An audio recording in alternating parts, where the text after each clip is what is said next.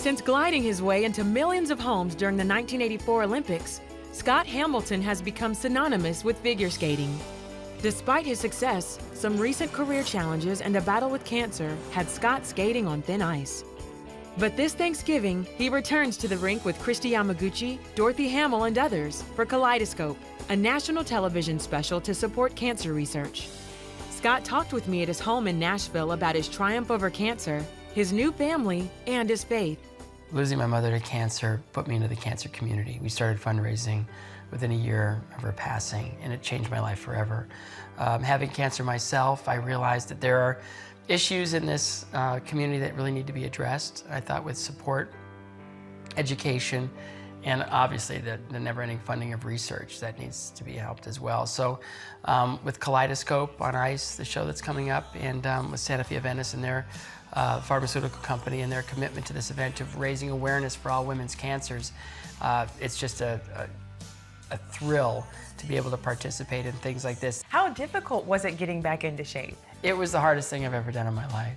You know, it's been a year of just trying to teach my body how to do this again, and it's difficult. I mean, I forgot just how long it takes to accumulate the strength and the timing and the rhythm and that quickness that you need and the stamina that you need to pull this stuff off. When you went into retirement, you've said that you felt like you lost your significance. Yeah. Do you feel like you've recovered that? You know, it's like that midlife thing. You know, it can be really destructive or it can be really constructive. For me, it was you know, getting married, starting a family, and I got baptized, and I committed myself spiritually, and I've really embraced that in the second half of my life. How has your relationship with God grown through all of this? For me, I really feel like every day is a learning experience. And when I told Tracy, my wife, that I had a brain tumor, she didn't stop and say, oh, or anything. She just looked at me, grabbed my hands, and started to pray. And I realized that that's the only place to go, because that's where it all happens. And it was a real strong, amazing moment in my life. You know, I'll say that, you know, a glass shattered will never do what it did before, but if you hold it up to the light, it can make rainbows. It can create beauty that it couldn't do before. So scars are much stronger tissue than what it replaced. It'll never cut there again. You know, these are things that when you look at them from a different angle, it gives you great strength. And I guess my place in a lot of this is to say, okay, I've had a childhood illness that made me the littlest one in my class, no health, and I got through that. I got through failing in skating. I've got through the loss of my parents. I've gotten through broken relationships. I've gotten through cancer and chemotherapy and surgery.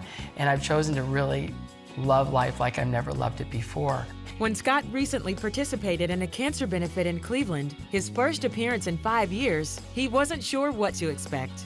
I never thought I'd be back there again. And it was such an incredible realization that everyone there, you know, really wants to be lifted up. They want a great moment in their lives. They want to share in something that makes them feel good and more powerful, and that they can actually do this. And you know, it's extraordinary. It's an extraordinary opportunity just to look at a cancer patient and say, I admire you. What kind of legacy do you want to leave behind? Whatever I accumulate as far as recognition or awards, if I can inspire people to better lives, great. That'd be really wonderful. But ultimately, it's how I raise my boys. Every night, my head hits the pillow, and I thank him for Tracy and for the boys. And I say, I'm giving them to you. And I want them to embrace you and to live their lives by you, through you, with you.